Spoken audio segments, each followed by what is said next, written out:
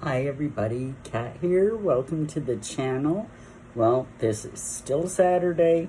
This is my second video today. Hadn't planned on it, but looking online and seeing what's being said, there's an awful lot of chatter and an awful lot of approval for, say, Zara and Mike Tindall, Princess Anne's daughter and son-in-law, to be given royal titles and start assuming some royal duties, you know, in light of the fact that the King and Catherine are still not fully back to work. Harry and Meghan are out of the picture, Andrew's out of the picture, and perhaps bringing in Zara and Mike, you know, would go a long way to keeping up with royal duties and that kind of thing. And of course, Zara and Mike are very well loved. They're regarded very well. They both seem to work very hard. They're very much in love. We love looking at them. We, you know, seeing what they're up to. They're very respected by the King. Very close with William and Kate, who will be King and Queen. So yeah, there's a lot of positive thought about, could we bring Zara and Mike in as members of the royal family? Giving them official royal titles. No, it's not going to happen. No matter how well liked they are. No matter even if they bring them in certain occasions and put them at the forefront of events, include them in events, use them to a degree, you know, to attend certain things. That might happen, sure, but they'll never be given royal titles. I'll tell you why right now. It has to do with a matter of legitimacy. And if that was ever brought out now, holy moly, well, I mean, first of all, it would be very embarrassing for the royal family, but also don't forget, you've got the double-barreled shotgun spray that would happen if any question of legitimacy were brought out. Of course, you have to talk about Meghan and Harry and the children. There are no children. But anyway, let's get back to the story of the day. The legitimacy I'm talking about, of course, is Zara herself.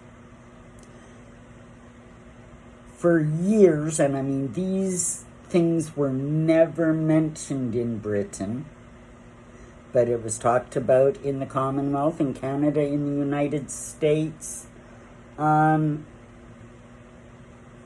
that Zara is not Peter Philip's daughter, but instead she is the daughter of Peter Cross. Who is Peter Cross? Well, that's a video of mine under my Who's Your Daddy playlist. And that's what the video you have to watch to find out all about this. But I'll give you a quick recap. Peter Cross was a personal protection agent guarding Princess Anne in the early 70s. It became apparent to the palace that Peter was getting a little bit close to Princess Anne. People were starting to notice, and it was getting to the point where something had to be done to keep it under the hat. The affair that they had was alluded to in, I think, season 3 of The Crown. I'm not sure, but anyway, it was in there. But yeah, Peter Cross, protection agent. They did have an affair. When this was kind of discovered, he was removed from her personal service and sent elsewhere to do something else, you know, by the police department, whatever. I think the Met Office or something. Yeah, he was removed. The interesting thing about it is for years, Anne kept contact with him. Even when he was in America, Anne kept regular contact with him. The day Zara was born, there are phone records that they had a discussion. They used to still meet up, even though they were separated. If there was a situation where Peter was going to be in London, and that him and Anne could, hook up. They had pseudonyms that they used on the telephone. They kept the affair going for about a decade. Later on, Peter Cross did some interviews in the States where he spoke about the affair. Now, he never came out and said that Zara was his daughter. But, even royal reporters at the time were talking about it. And in my video, in the Who's Your Daddy playlist, Who is Peter Cross, one royal reporter at the time, and you will see it in the video, says of all the rumors about the royal family, this one is most probably true. There's a lot of credibility. Now again, these things were never published in the States between the British press, British government, and the royal family. As we see to this day, information was suppressed so that rumors of this were never made public. Now, skip to now. Zara may be 42, 43, whatever she is now, and you'd think, oh, something like that, you could have the discussion and it's not a big deal and whatever. And would the public really mind? Perhaps not, because they like Zara, they like Mike, and they respect Princess Anne. The problem is,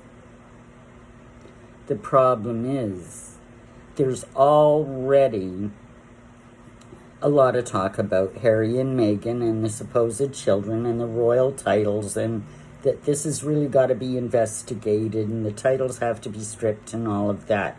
If you brought Mike and Zara into the mix, there are people that know the true story of Zara's parentage.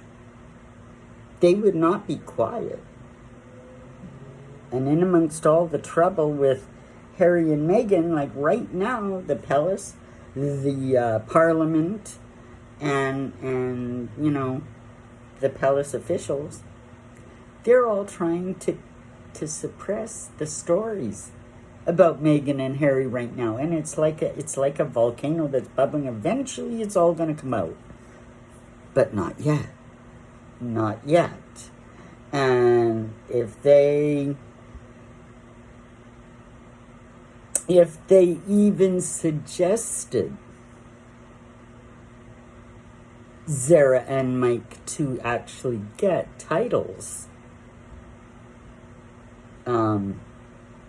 no, it wouldn't work, because the whole bloody mess would become crumbling down about legitimacy of everything. Even, let's go right back to Harry. For God's sake, he's 40 years old now, 39, 40. And for all this time, the palace has not come out and said anything. There's been rumors about Harry's parentage from, since the day he was born. And those have never been addressed. How many scandals and how many lies and how many times the palace suppresses information to protect the monarchy? What is it going to take for the people to say, no, we're not having it? You can't do this anymore. And I'm not saying this, I'm not anti-monarchist. I live in a Commonwealth country, Canada. I'm not necessarily pro-monarchy. I'm kind of neutral, and I try to look at them, their dealings, their raison d'etre, and their attitude towards their subjects. You know, I try to look at it in a broader spectrum, not with reverence and awe of the monarchy so that I'm afraid to broach subjects. That's my basic opinion on the monarchy, but I just really think that if they were to try to bring them in by way of offering them royal titles, it would be a shit show. It would be devastating today. It would cause them so many problems. And Anne, stoic and steadfast and suspicious of the press as she always has been, she would not allow it, because she knows. Anne knows what would happen. Anne knows the truth. Anne knows what would happen. It would be horribly embarrassing for everybody. It's just not going to happen. The king might bring them to events like a garden party here or a dinner there or some public event, you know, and have them involved, but they're never going to get the royal title. So don't even worry about what you're hearing. Don't even worry about what you're hearing. They still haven't figured out how to sort out the mess with Harry and Meghan and the invisible children with royal titles. So, you know, as long as that hangs in the balance, they are not going to add any more fuel to the fire, because they're already being inundated with, you know, with a lot of bad attitude towards the monarchy and towards the king for his inaction in all of this. So I can guarantee you know, that Zara and Mike, as loved as they are, will never be getting royal titles. So don't believe what you're hearing. Have a great day, everybody. Like, subscribe, leave me a comment, and we'll see you in the next one. Bye for now.